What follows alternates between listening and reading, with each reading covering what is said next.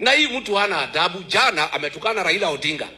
Ameambia Wakikuyu, ile watu walikuwa wananisumbua hapa na masufuria, si nilisafirisha hawa. Nani alikuwa na sufuria? Si Raila. Sasa huyu mtu anachukua watu ufala. Pale anaambia Wajaluo, mimi napenda nyinyi, mimi ni mtu ya baba, nitafuata mambo ya baba. Amefika pale mlimani, anasema ile watu walikuwa wananisumbua mimi na masufuria kwa kichwa, nimesafirisha hawa. Na ni kweli amesafirisha, kwa sababu Raila ako Zayuni.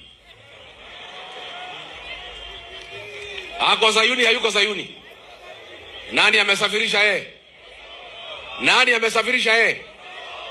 Hata kama umesafirisha Raila, mbona unajigamba kwa Wakikuyu ati vile ulisafirisha Raila? Mbona unatukana Wajaluo ukija Kikuyuni? You think people are foolish.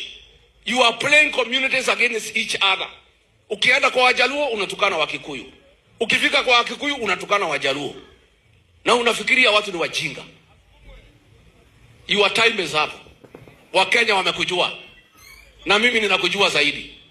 And I want to tell Wajaluo, mimi niliambia nyinyi, huyu William Ruto atamaliza ODM. Imekwisha, haijaisha.